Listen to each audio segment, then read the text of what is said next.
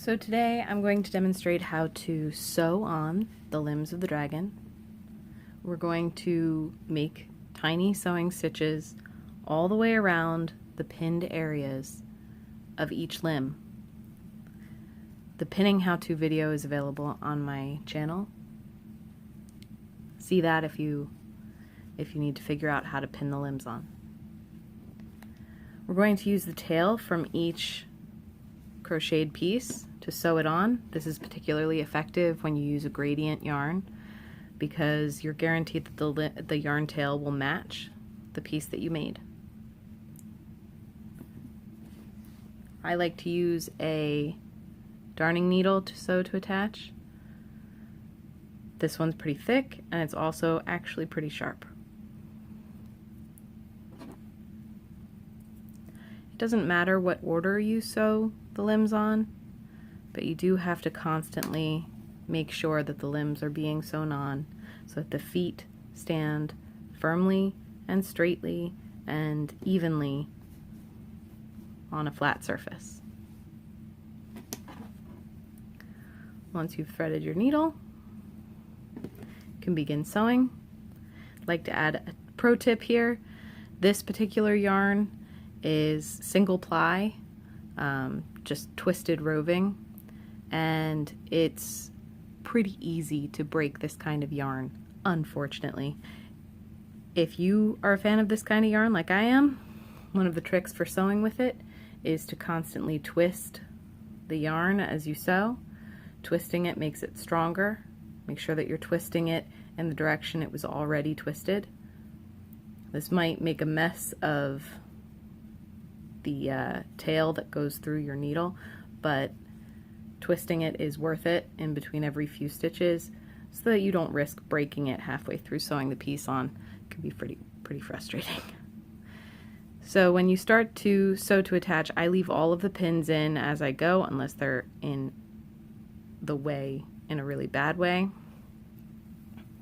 I would get all of the other yarn tails out of the way so that you don't catch them as you sew. So I'm making my first tiny stitch. I'm going through the body of the dragon and then back up through the leg.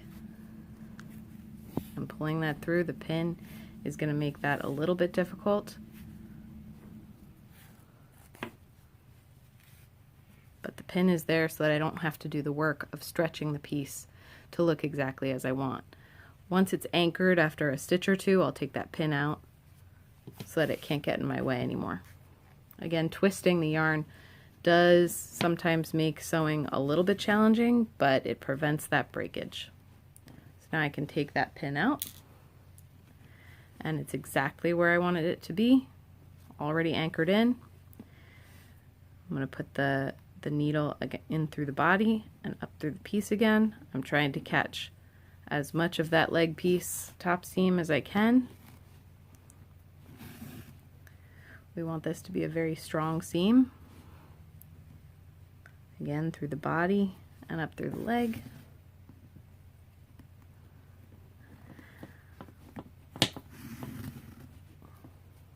Now that is a very tight seam.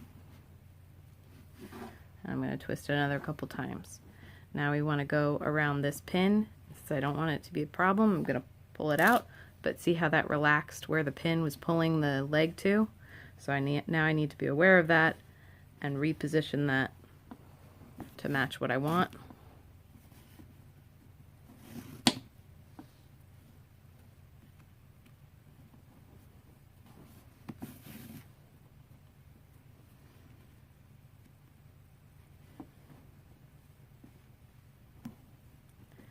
One of the keys here is definitely sewing around the entire leg. Everywhere it touches the body of the dragon, we are going to sew to attach. That means all the way through this area, under the leg, around the back of the leg, all the way. We are not just sewing to attach here, you need to attach around the whole thing.